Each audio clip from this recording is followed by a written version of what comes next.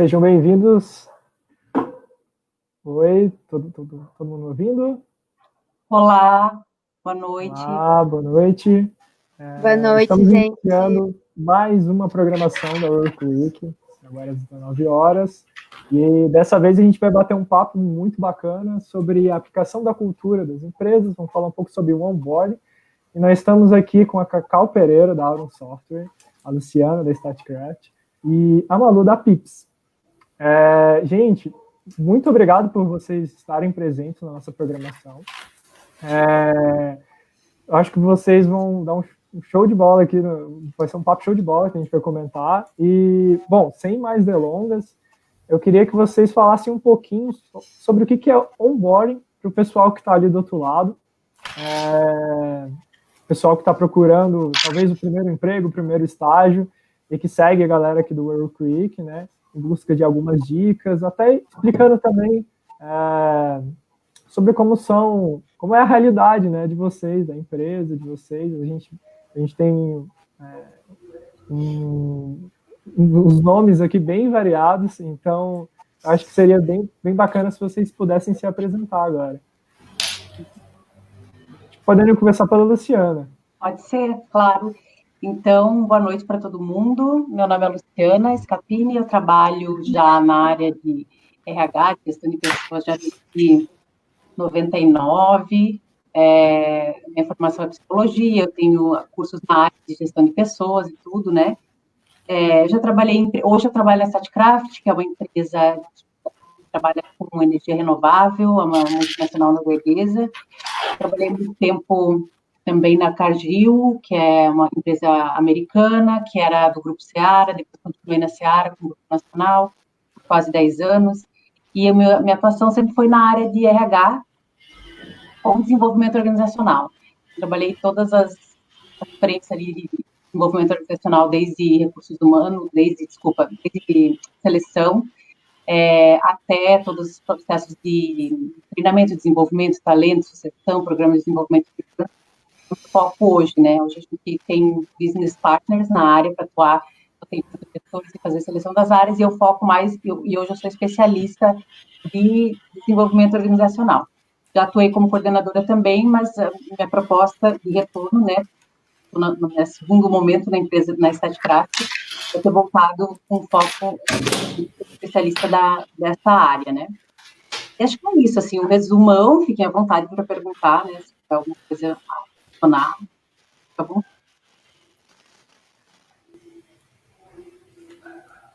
Tá com o microfone desligado, né? Opa, sempre acontece. E você, Malu, conta um pouquinho pra gente.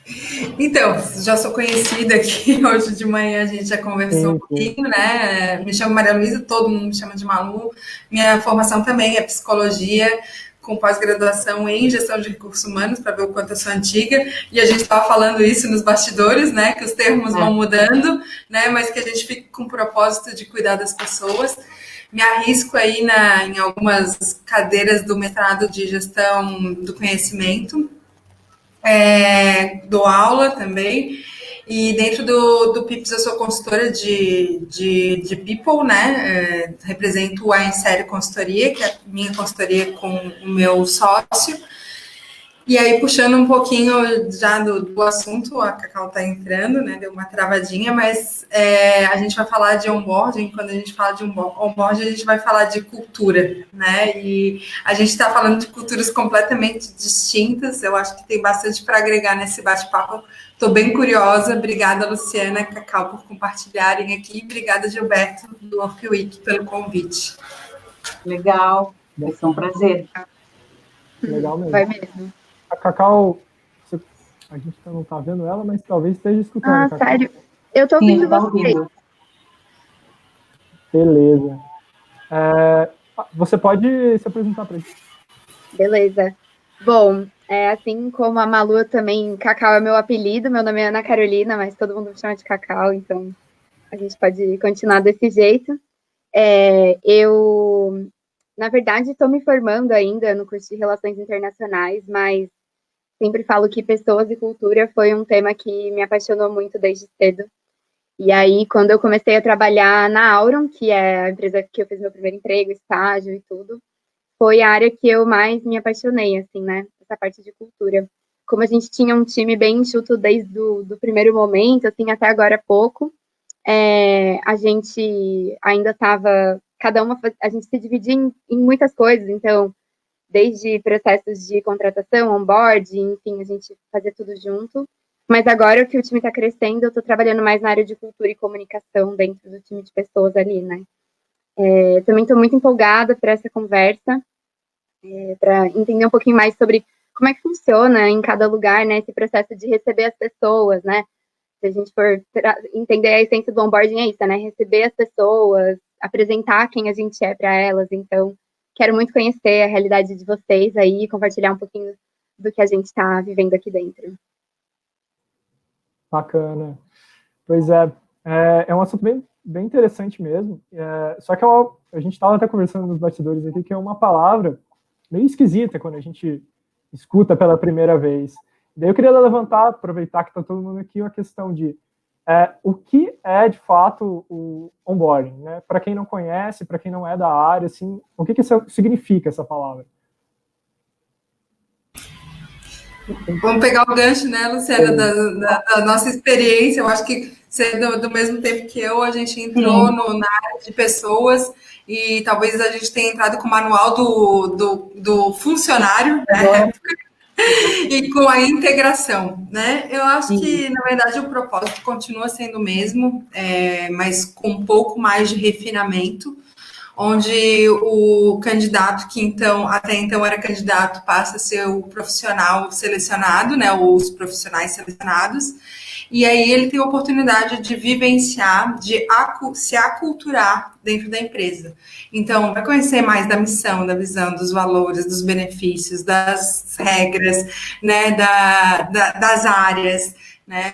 Eu acho que uma coisa que tem dado muito certo dentro do PIPS é a gente ter trabalhado lá com a pirâmide de William Glass, e a gente nem sabia quando fez, né, que é uma possibilidade tanto de a gente ter um material de leitura, quando ele recebe lá o guia de sobrevivência, né, não mais o manual do funcionário, mas um guia de sobrevivência, até o momento que ele consegue realmente ter todas as etapas bem conciliadas, entender todo o processo e ele ser o facilitador desse processo para futuros processos de onboarding, né?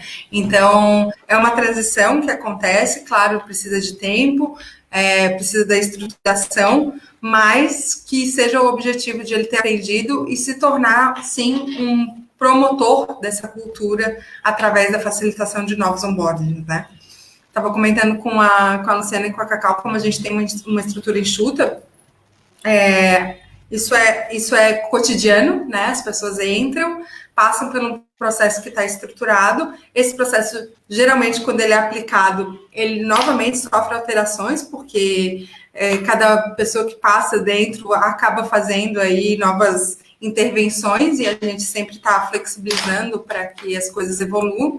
E aí, uma coisa que começou lá com 2 horas falando o que era a empresa, hoje já está num processo de uma semana de mergulho mesmo das informações e das vivências mais profundas até ele realmente começar a trabalhar. Eu acho que, complementando, na verdade, mais corroborando o que a Malu falou, né? Na StatCraft também a gente tem um processo já bem estruturado para esse acolhimento, né, o que a gente chama lá de programa de integração, que é o onboarding, né, que é trazer a pessoa para navegar com a gente, tipo assim, né, e a gente já está com um processo que a gente vem trabalhando na melhoria dele, mas, assim, a ideia é que, principalmente, trabalhar no acolhimento e em fomentar e disseminar a cultura, né, e quando a gente fala de disseminar a cultura, é disseminar os valores organizacionais, então a gente trabalha os nossos valores ética, integridade, respeito, a parte de colaboração, inovação, são os nossos focos para trabalhar na chegada deles, e a gente trabalha também com um plano de comunicação que integra toda a parte de RH com as responsabilidades do time que vai recebê-lo, e principalmente com a liderança que vai recebê-lo. Então, assim, é um trabalho bem de muitas mãos, O Robson, que está aqui conosco, né, no backstage, ele nos ajuda, ele é que conduz o programa, então até se ele quiser depois se colocar, vai ser, né, da minha parte, muito bem-vindo. E a gente tem várias etapas, desde e-mails para receber, para alinhamentos com área, com equipe, de boas-vindas, visita às plantas, porque a gente tem várias plantas, né, no Brasil, assim, espalhadas, então o grupo pode ir para as plantas, todo mês eles têm esse trabalho, além de eles receberem tanto dos multiplicadores internos, né, que são os que falam da sobrevivência deles, como a Lu falou na empresa, né, para saber os processos básicos, benefícios e tudo, até os multiplicadores internos das áreas de interface. Então, pessoas que vêm e falam sobre saúde e segurança, isso é básico, é elementar, por exemplo, né, mas também de outras áreas. A gente tem um programa, uma estrutura específica para que essas pessoas tenham essa troca e compartilhem com as pessoas das áreas e sejam recebidas por elas, né? A gente recebe todo mundo, a pessoa não chega na empresa, sendo ela do Rio, que a gente tem escritório no Rio também, ou de qualquer lugar, de qualquer planta, ela não começa a trabalhar sem passar os 3 dias iniciais de integração, e esse processo continua, né, com a parte de acompanhamento, porque a gente acompanha nos 45 dias, os nossos business partners, eles fazem um acompanhamento com o colaborador, para entender como é que ele está, falar das dificuldades e tudo, enfim, então é um processo que a gente procura reforçar o acolhimento, essa é o nosso foco, o acolhimento e o pertencimento, para que ele saia dali, sentido pertencente, e parte da empresa. É um esforço que a gente faz nesse sentido, né? Muito bacana. Pegando um gancho, assim, até da sua colocação, Luciana, de que tem que passar um processo, são vários processos, né? E dentro deles é importante passar um pouco sobre a cultura da empresa nessa imersão do colaborador. E aí eu queria já direcionar uma pergunta, por exemplo, para Cacau, de hoje em dia, como que vocês passam essa visão da cultura da empresa para o colaborador que está começando ali, está entrando, não conhece muito como funcionam as coisas. Legal. Bom, primeiro, para falar de cultura, não tem como não falar um pouquinho sobre o nosso cenário, assim, né? A Aurum é uma empresa de Lawtech, né, que significa que ela está no mercado de softwares jurídicos há 27 anos. Inclusive, essa quarta-feira a gente faz 27 anos. Então, é uma empresa que saiu, né, de um momento ali que as culturas eram muito diferentes, né? No primeiro momento, a gente se adaptou à cultura dos nossos clientes, porque era isso que fazia sentido, né? Mas ali por 2010, 2011, quando começaram a surgir novas tecnologias, novos formatos de negócios, a gente teve a oportunidade de se reinventar na nossa cultura, pelo surgimento de um novo produto, mas também por a gente entender que algumas coisas seriam possíveis dentro dessa nova cultura, né? Hoje a gente é uma empresa que tem mais de 100 pessoas e tem 3 unidades diferentes, como a Luciana estava falando, a gente também tem um escritório no Rio, e em São Paulo também, além de Floripa. E aí, o que isso acontece, né? Significa, quando a gente olha para isso, a gente percebe que existem realidades muito distintas, né, no mesmo ambiente. E aí vem essa importância da gente se aproximar, da gente aproximar as pessoas e aproximar as culturas, né, que estão dentro dali, né? Então, quando você me pergunta como a gente coloca a cultura no dia a dia, na Aurum a gente tem uma prática de vivenciar muito a cultura. Então, todas as ações que a gente busca fazer ali dentro, sei lá, vou dar um exemplo rápido, assim, né? Por exemplo, um Dia das Mães, a gente vai dar um presente, a gente vai viver um momento assim, mas a gente busca construir momentos com as pessoas para viver a cultura, né? E aí, quando a gente pensa no momento do onboarding, né, que é esse momento que as pessoas estão chegando, que elas estão começando, desde o primeiro momento, as pessoas têm muita autonomia, que é um dos nossos atributos de cultura, né? Então, por exemplo, quando a gente vai construir o e-mail dessa pessoa, a gente não é a gente que diz assim, o seu e-mail vai ser esse. A gente pergunta qual sobrenome você prefere no seu e-mail. A gente manda um link, e aí a pessoa vai entrar na reunião, né? Muita coisa foi adaptada agora no remoto, né? A gente está completamente remoto, então isso também é uma coisa. E aí, desde o primeiro dia dessa pessoa, qual que é a nossa intenção? É que ela receba as informações que ela precisa para que ela seja responsável por esse processo de entrada dela. É óbvio que, como a Luciana estava falando, é um processo de muitas mãos. Então, tanto o time de pessoas, né, que aqui na Aurum a gente chama o RH de time de pessoas, então, tanto o time de pessoas vai estar ajudando nesse processo, quanto o líder ou a líder dessa pessoa também vão estar ajudando, mas a verdade é que a integração dela na empresa como um todo é uma responsabilidade dela. Então, quando ela entra, ela recebe ali alguns treinamentos, ela recebe um plano de integração, e aí nesse plano tem ali quais materiais a gente acredita que seja importante ela ler nesse primeiro momento, o que da nossa cultura ela precisa aprender, com quem que a gente acha que ela poderia falar que seria interessante. Mas a autonomia é tanta que, desde o primeiro momento, tanto assim é ela quem vai marcar tudo isso, ela que vai correr atrás, marcar qual dia melhor, qual horário, tanto é um plano que está sempre aberto a ser rediscutido. Então, quando a gente tem ali, a cada mês, o nosso processo de integração, de onboarding, ele demora 3 meses. Porque a gente vai fazendo esse processo não só de conhecimento, mas de praticar, de medir, de rever, deu certo isso aqui, não deu certo. Então, como é que a gente pode fazer na próxima vez? Às vezes, por exemplo, a gente coloca algumas metas para aquela pessoa e fala, nesse primeiro mês, eu queria muito que você fizesse tais entregas. Isso vai te ajudar a entender lá na frente melhor o que você está fazendo no dia a dia, né? Aí chega no final do mês, a pessoa já fez a parte do primeiro mês e do segundo mês. A gente fala, poxa, essa pessoa está em outro ritmo, então a gente tem que se adaptar. O que a gente vai construir para o próximo mês? Então é um processo de muita cocriação, assim, né? Junto com como a Luciana estava falando mesmo, né? Muitas mãos. O time de pessoas, o líder, mas principalmente a pessoa que está entrando. Bacana. Alguém quer complementar? Explicar um pouco como funciona nessa parte de muitas mãos, assim, como a Luciana comentou, em que processo vocês acreditam, que etapa do processo, como um todo ele já é muito importante, mas qual que seria a parte mais relevante, assim, para se acompanhar no onboarding?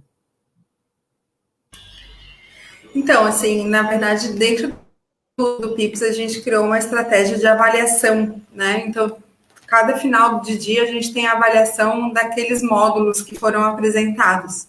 Não no intuito de quantificar, né, o colaborador, mas de entender o que ele conseguiu compreender, o que ele vai conseguir transformar a partir daquilo. E aí a gente consegue visualizar se aquilo que foi demonstrado, que ele conseguiu experienciar, fez sentido, foi aprendido, ou se a gente precisa reforçar. Então, no final dessa semana aí de integração, e ela é extremamente estruturada nesse sentido dos módulos e do que vai ser mostrado, a gente tem uma avaliação final. E aí, nesse 7º dia, a gente faz uma conversa bem informal para ver como é que ele está se sentindo, para já sentar lá na cadeira, né, que ele foi selecionado. E aí, dando tudo ok, ele vai. No 10º dia, a gente tem uma conversa um pouco mais elaborada, né, com perguntas objetivas, perguntando como é que ele está se sentindo, se aquele processo realmente, para ele, contemplou todas as áreas, todas as dúvidas.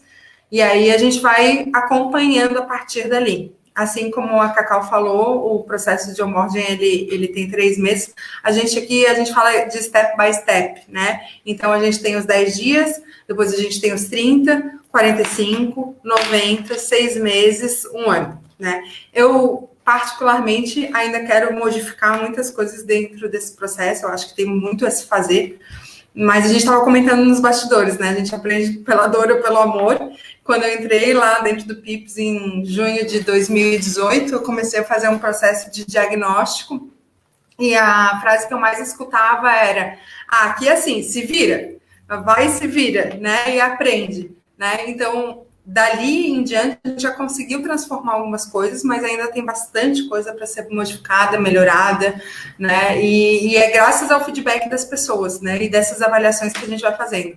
Então, os dados são muito importantes, né? Para a gente trazer melhorias, para a gente conseguir organizar, para a gente conseguir aprimorar o processo. Então, a todo momento, existe uma condição de avaliação, assim. Então, se aquela pessoa está alinhada de acordo com o processo. Muito bacana mesmo. Tem até uma dúvida minha, assim, né? Se já dá para medir, no caso, quando a pessoa entra, é realizado o processo, começa o processo, né?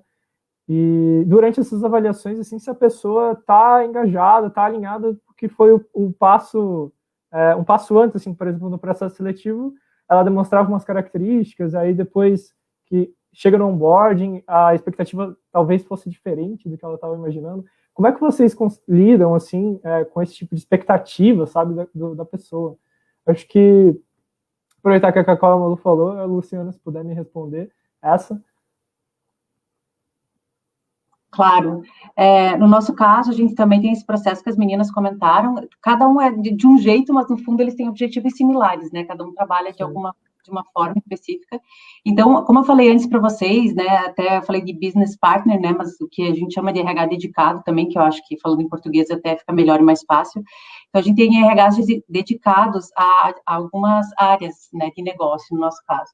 Então, assim, além da gente ter esse momento que as pessoas tem, né, após 30 dias, ele vai ter esse momento formal de acompanhamento, onde vai ser olhado tudo o que ele, como é que ele está se sentindo e tudo esse pertencimento, esse engajamento, como é que ele está, a gente tem um roteiro para isso, a gente faz, os RHs dedicados, eles fazem esse acompanhamento junto aos gestores e junto as pessoas que chegaram, né, os novos colaboradores, no dia a dia também. Acho que é um processo bem similar ao que as meninas colocaram.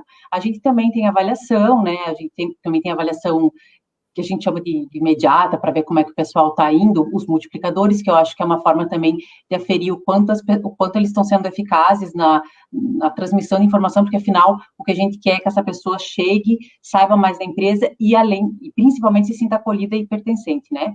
Você falou da cultura ali, já vou voltar um pouquinho, né? Porque você perguntou, acabei não falando sobre a cultura. A gente trabalha nessa disseminação também, junto com as áreas, mas uma das formas que a gente trabalha são várias frentes. Uma delas, como a empresa também ela tem 125 anos, então é uma empresa uma cultura bem forte, mas querendo ou não, em cada país acaba tendo adaptação e acho que isso é importante, né? Mas nesse momento a gente tem lá vídeos que a gente chama de vídeos da cultura mesmo. A gente tem alguns momentos que a recepção dele é o presidente mesmo da empresa, né, da Noruega, que abre praticamente a integração, falando para ele, falando um pouco para o novo colaborador. Depois tem o nosso CEO aqui do Brasil. A gente tem o vídeo da cultura, são dois, um que é mais assim, olhando o mundo e falando um pouco da cultura da empresa, e outro é mais focado na cultura da Statcraft e no Brasil. Então são vídeos bem legais que acho que dão, claro, isso é tudo para chegar, né? A pessoa não vai sair dali expert, mas ela consegue ter um pouco do feeling, né? Do sentimento. E uma outra coisa que a gente faz é um jogo de valores, que é uma forma lúdica de trabalhar um pouquinho essa apreensão do conhecimento. Então, a gente transmite os valores a partir desse jogo com eles, que é uma coisa simples, não tem nada não é high-tech, é super low-tech, mas é bem legal para eles, assim. E quando você falou do 4 mãos, que acho que você perguntou, várias mãos, né, que acho que você perguntou também, esse envolvimento das áreas, o comprometimento das áreas é muito importante, né? Seja da área de benefícios, a gente como desenvolvimento organizacional, ou das outras áreas, né, básicas e as que não são elementares, né, para que a coisa funcione. Então, se não há esse comprometimento, e a gente tem muita essa atenção para isso, eles acabam ficando meio perdidos. Eu achei interessante essa perspectiva que a Cacau falou, né? Por ser um valor da empresa, eu acho que tem tudo a ver e fomenta a cultura também, né? Que a autonomia ser um valor, então dar essa autonomia para eles, acho que tem tudo a ver, conversa, né? E a gente trabalha diferente, mas de acordo com a nossa realidade, mas eu achei super, super inovador, super diferente, super legal também, essa forma de olhar essa perspectiva, assim, achei bem interessante. Não sei se eu respondi a tua pergunta, acho que até respondi coisas que você não necessariamente tinha falado, né? Mas voltei lá um pouco para trás. Falei um pouquinho também. Claro, né? Tranquilo. Respondeu sim. Uhum. E achei bem enriquecedor. Legal. Bom, a gente tem uma pergunta aqui da Letícia Machado. Boa noite. Os equipamentos. Essa pergunta é bem interessante porque parte de uma perspectiva diferente. E, bom, vou ler para vocês. Boa noite. Os equipamentos, brindes no processo de onboarding, são tão importantes quanto o conteúdo apresentado? Eu trabalho numa startup, o nosso orçamento é meio reduzido, então. Muito conteúdo sobre onboarding, com notebooks, celulares corporativos, mochilas, brindes em geral, existem, né? E eu gostaria de fazer algo nesse sentido com um custo menor, mas provavelmente ela gostaria de entregar o mesmo valor, né? Com o que ela consegue, né? Ali dentro da startup. Vocês têm alguma dica? Posso? Claro. Posso começar? Tá. Bom, assim, quando eu entrei na Auron, a gente também estava começando muitas dessas ações, sabe? Então, num primeiro momento, é normal que a gente não tenha tanto orçamento para fazer aquilo tudo que a gente queria, assim, né? Eu acho que nesses momentos, sim, a parte material ela é importante, né? Querendo ou não, um brindezinho é uma coisa muito legal que a galera gosta, mas eu acho que no momento que a gente não tem, né, a verba para fazer isso acontecer desse jeito que a gente queria, existem outras formas de entregar valor, que eu acho que muitas que a gente está falando assim sobre esse momento assim, que a Luciana falou, por exemplo, do jogo dos valores. Na Aurum a gente busca fazer uma coisa assim também de tipo entender quais são os valores da pessoa e aí apresentar os valores da Aurum junto, que também é uma forma de entregar valor, né? Que é assim, ela vai entender como é que é na empresa, mas ela também vai fazer essa conexão, assim, né, de como é que ela é com o que a empresa é, né? Então, assim, na Aurum foi também uma estratégia nossa, assim, essa vivência de cultura, ela também é uma forma que a gente pode fazer as coisas independente do custo. Quando você tem um custo maior, né, uma verba maior, você pode fazer coisas ainda melhores, mas quando você não tem, você pode transformar aquilo numa coisa que é mais simples, mas que também entrega valor, assim. Então, acho que por isso que pra gente essa parte de vivenciar a cultura ela é tão importante, porque não importa assim em que momento as coisas estejam acontecendo, tipo, pensa na pandemia, quando as coisas começaram. A gente cortou essas verbas ali dentro, porque era mais importante manter as pessoas do que isso, assim, né? E aí, como é que a gente ia entregar valor para elas da mesma forma, no onboarding, em outros momentos? Foi isso, né? Foi tipo, vamos criar momentos de integração, momentos de todo mundo junto, momentos de cuidado da saúde mental e física, da forma que a gente pudesse. Então, mesmo que às vezes você pode, sei lá, contratar alguém para fazer uma coisa, ou você pode chamar alguém da sua empresa que saiba fazer aquilo, tipo, dar uma aula de yoga, alguma coisa assim, que as pessoas vão gostar do mesmo jeito. Acho que o importante é criar essa conexão, sabe? Não tanto material. Se puder falar um pouquinho também da nossa parte, eu concordo com o que a Cacau falou, porque nem sempre a gente tem orçamento, né, para poder investir nisso. A gente hoje trabalha com kit, a gente sempre teve brindes também, a gente procura alinhar a cultura, mas eu concordo que mais importante do que ter um brinde, né, apesar de ele ser legal, ser interessante e tudo, é esse alinhamento e vivenciar a cultura na prática. Eu queria pegar carona nisso, que é uma das coisas que a gente trabalha também. A gente não tem, por exemplo, nada colado na parede, porque a gente procura vivenciar mesmo. Então, as nossas ações de pessoas, ligadas a pessoas, de gestão de pessoas, elas são integradas mesmo com os valores. Então, desde o processo de talento e sucessão, até o processo anterior a isso, que é o processo de gestão de performance, né, quando a gente faz a avaliação das pessoas, tudo isso é vinculado a esses valores e à cultura, porque é isso que efetivamente vai fazer com que as pessoas vivam aquilo. Né? Então, a gente procura conectar isso, não só no processo de onboarding, mas nas nossas outras iniciativas de recursos humanos, né? Então, de pessoas, de gestão de pessoas, né? Esse ano a gente formatou um kit novo, os elementos do kit a gente faz de acordo com a empresa também, os valores da empresa, mas também a gente fez num valor que a gente considerou ok, assim, não é um valor alto, né? Até para mostrar nesse momento que a gente está vivendo de austeridade e tudo, né? A gente tem squeeze, sacola descartável, porque a empresa ela tem esse foco por ser energia renovável, um dos nossos valores, além de respeito a pessoas e os outros que eu citei, é a parte do meio ambiente, dessa preservação e sustentabilidade. Então, todos os nossos brindes, eles, dentro do processo de onboarding, eles já tentam passar essa mensagem. Claro, a gente tem um caderno, a gente tem uma caneta e tal, mas a gente vai também por essa linha, né, das pessoas, eles ganham canecas com os nomes deles, então eles não precisam utilizar copo plástico, a gente nem tem copo plástico, a ecobag também ajuda nisso, a squeeze também permite que não use copo para tomar água. Então, são alguns exemplos, né, mas num custo que a gente procurou equilibrar, né, porque realmente é difícil, ainda mais nesse contexto atual, né. Mas dá para conversar, né? Dá para a gente fazer de um jeito simples, barato ou austero, sem fugir também desse vínculo, né? Com a parte de fomentar a cultura organizacional. Só complementando, eu concordo integralmente com vocês.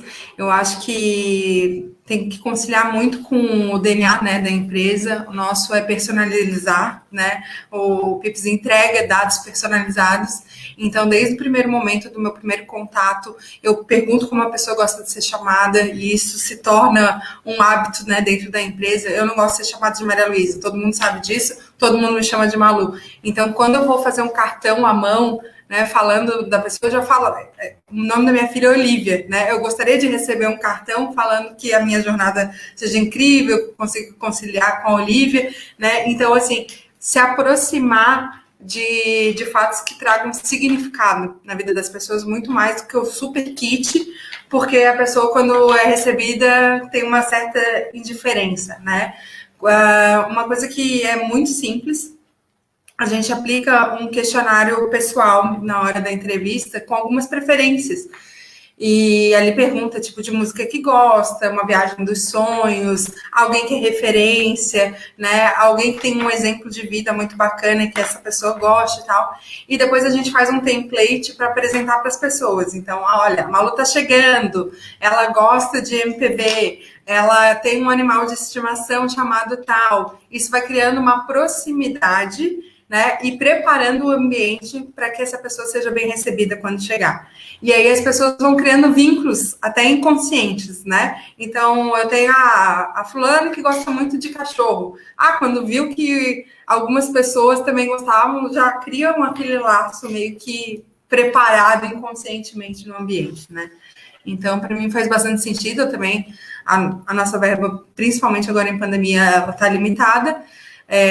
Esses dias eu tive uma pessoa que estava fazendo 2 anos de aniversário da empresa e um dos People Firsts, essa pessoa me falou que para ela algo muito significativo tinha sido o cartão de 1 ano, com todo mundo ter escrito à mão, né, as mensagens.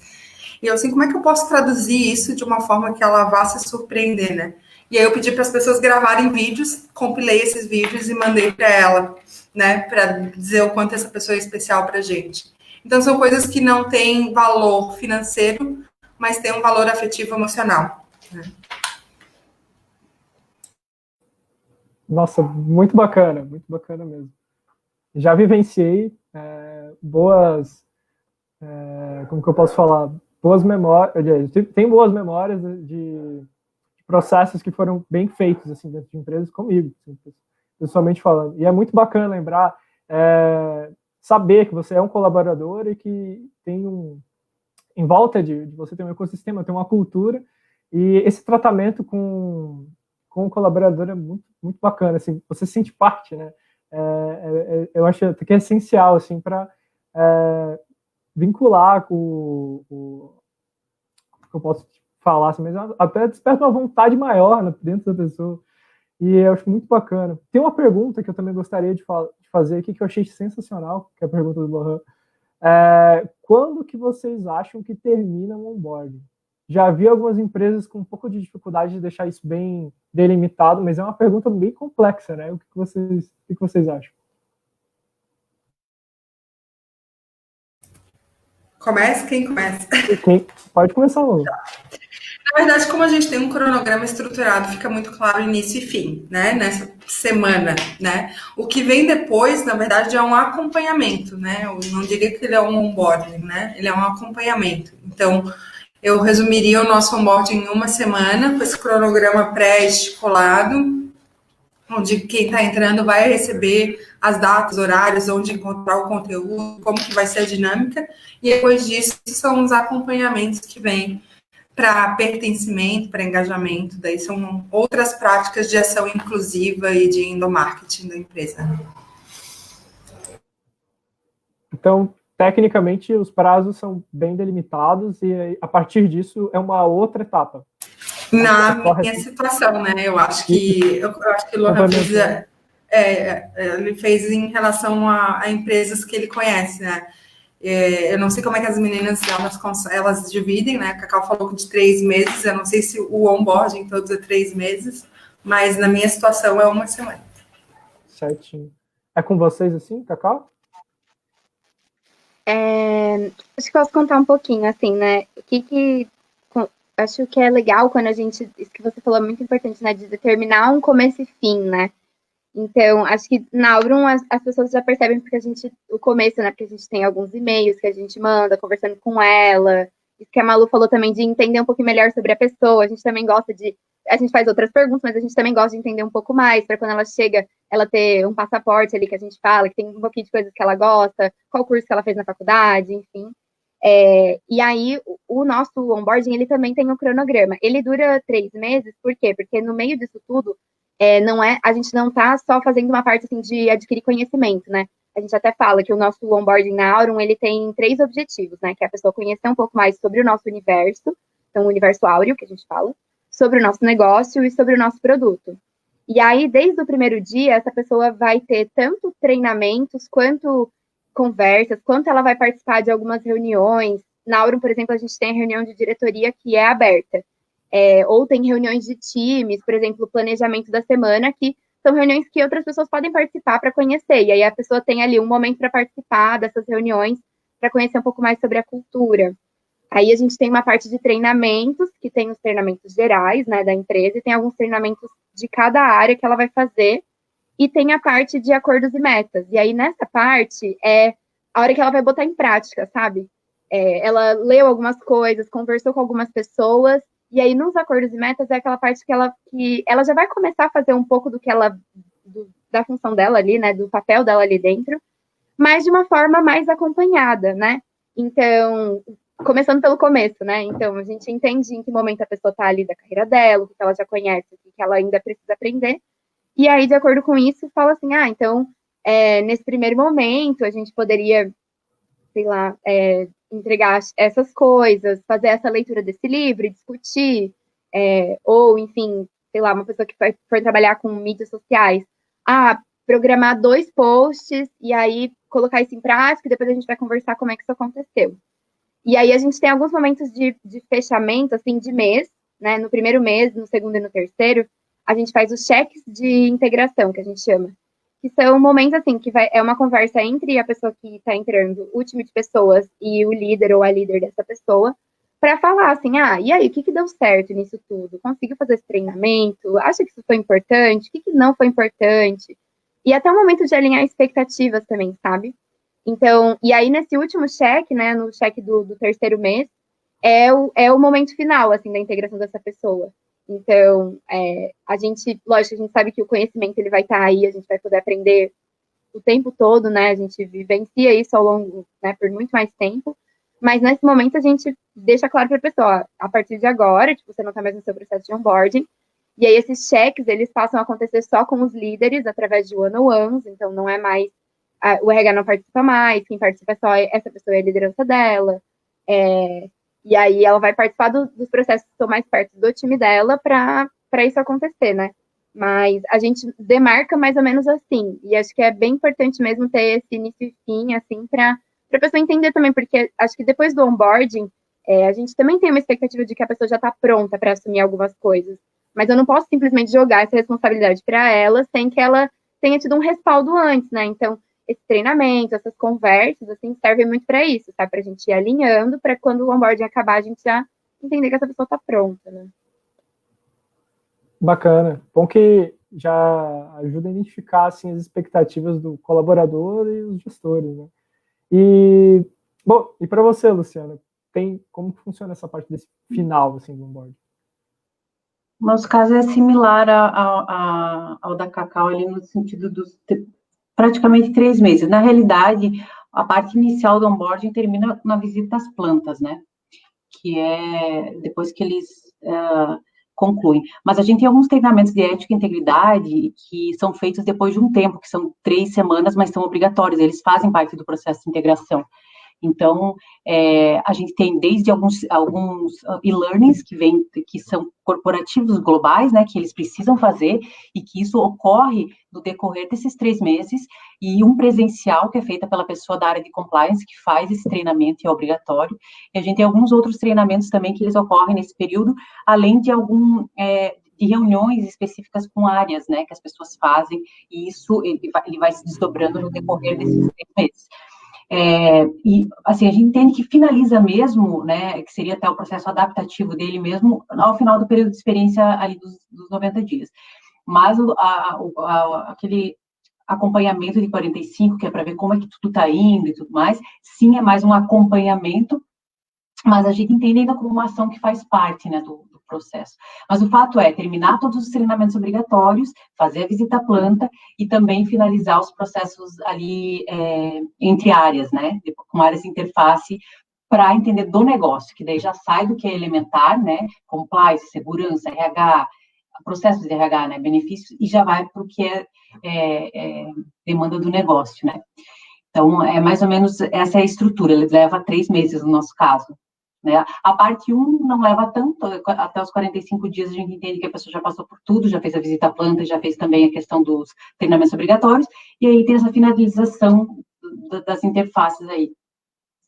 Mas eu acho que é variável, sabe? Até respondendo bem a pergunta do Lohan ali, foram 3 casos, a Malu contou um específico dela, são parecidos, é muito de empresa para empresa, então tem empresa que vai entender que depois de 2 semanas está ok, ou faz aquela primeira semana de integração, é bem variável, mas eu acho que deve existir sim um fim, né? Que eu entendo que integração e as ações de integração enquanto eu estou trabalhando na adaptação daquele colaborador, no processo que a gente comentou tanto desde o começo, né, aquele acolhimento é mais no início, mas depois tem a questão do pertencimento, da adesão à cultura, então isso tudo vai processinho ali, né, que a pessoa vai passando. Acho que é muito de realidade para realidade, de cultura para cultura, de estilo para estilo, né. Muito bacana, legal mesmo. Bom, a gente já está com 42 minutos de live, vamos nos encaminhando aí para o encerramento, tá? Só eu gostaria de fazer uma última pergunta para vocês que são da área, que estão nessa realidade, né? É uma pergunta, acho que um tanto quanto polêmica, assim, mas vamos lá. Ownership, eu acho que vocês poderiam começar dando uma introdução sobre o que é ownership. Entre os colaboradores, já é uma realidade? Acho que vamos começar pela Luciana aí, que da última vez ela foi a última. Eu estava falando sem desligar, sem o microfone. Então, assim, a gente entende que sim, essa questão do ownership, com certeza a gente tem, e é isso que a gente procura que nossos colaboradores têm, né? E por conta desse esforço que a gente faz, nesse acolhimento, por eles fazerem parte. Então, eles têm esse senso de dono, de responsabilidade, de que eu posso ir fazer, né? Então, a gente entende, na nossa autoavaliação e percepção, eu troquei uma ideia com a minha diretora sobre esse ponto, que sim, e que é uma das coisas que a gente, inclusive, procura reforçar, né? Claro que isso tem muito do que também desse sentimento ou dessa percepção do próprio novo colaborador. Mas é isso que a gente trabalha entende? Nesse processo. Para que ele se sinta dono, para que ele se sinta pertencente, para que ele se sinta fazendo parte, para que ele saiba que aquela parte que ele faz é fundamental para que a coisa aconteça, que os resultados aconteçam e tudo. Então, é algo que a gente trabalha com foco, sim. Bacana. E para você, Malu? Eu acho que, fazendo uma referência da minha fala hoje de manhã, né, as empresas estão cada vez mais horizontais, né, as pessoas sabem o que elas querem dentro da empresa, muitas vezes a empresa tem um planejamento e nem tudo segue conforme planejado, mas o intuito do resultado, ele tem que ser algo compartilhado, né, e para isso, como agora, né, a gente está num momento delicado, como mundo, como cenário, né? E as pessoas querem sobreviver dentro das organizações, querem que as empresas saiam desse momento de uma forma próspera, né? Que elas tenham vida após tudo isso, e a gente viu muitas empresas aí não conseguindo.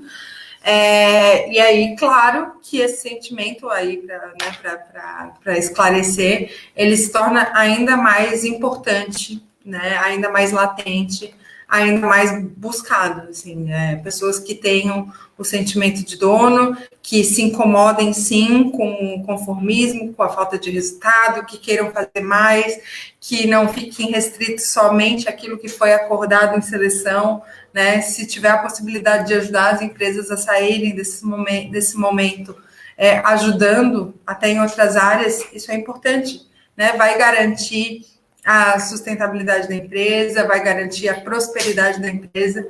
Então, com certeza, é uma competência essencial, né? Mas também tem que ficar muito claro isso na hora da seleção, se não tiver, né? E se a empresa buscar, né? Isso é um processo que tem que ser identificado e visto se faz sentido ou não colocar, né? Trazer essa pessoa sem esse sentimento, sem essa vontade de ter o sentimento, né? Porque, como a gente falou de manhã, né? Tudo certo. Tem pessoas diferentes para empresas diferentes, né? Bacana. Cacau, para complementar. Legal. Muito legal o que vocês falaram, assim, né, da importância disso nesse momento, né? Na Auron, a gente não fala tanto em sentimento de dono, a gente fala mais em autonomia com responsabilidade, que é um dos nossos valores aqui dentro, né?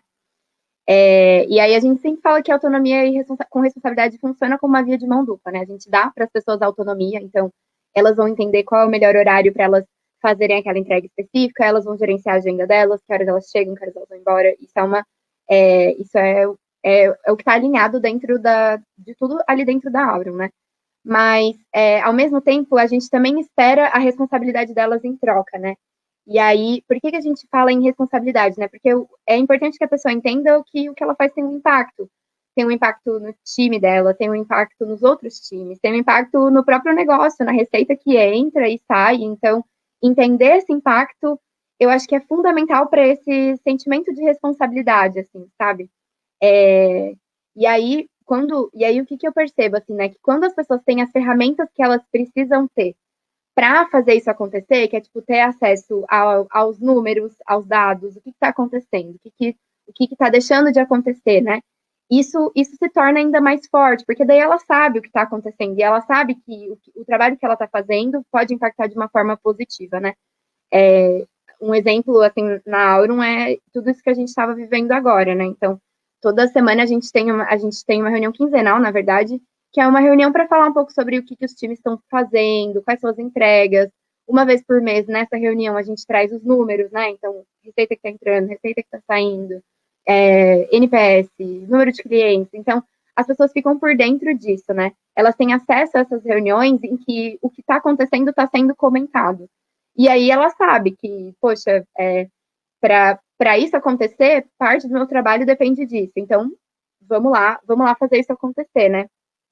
Mas eu acho que nunca deixa de ser uma necessidade, sabe? Porque eu acho que a gente estava até comentando ali antes, assim, né? Que tem os casos de sucesso e os casos de, nossa, tipo, não somos todos perfeitos, né? Então, eu acho que esse sentimento, assim, de responsabilidade é um sentimento também da gente saber conectar as necessidades da pessoa com as nossas necessidades e a expectativa dela com as nossas. Então, e a gente não pode dizer que 100% dos casos isso dá certo, mas a gente cria um sistema, a gente cria rotinas, a gente cria momentos e conversas para que, poxa, se aqui não ficou tão claro, vamos esclarecer agora, né?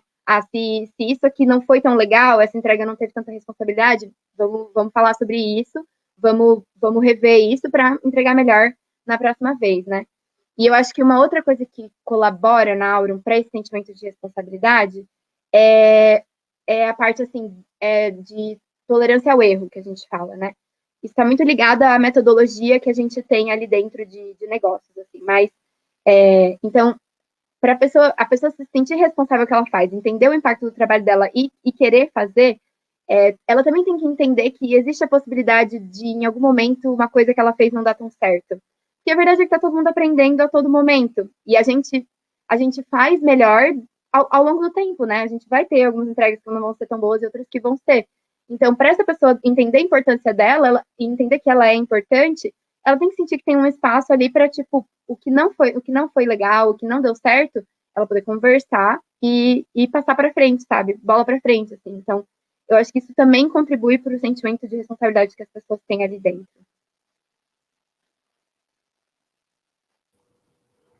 Nossa, muito massa.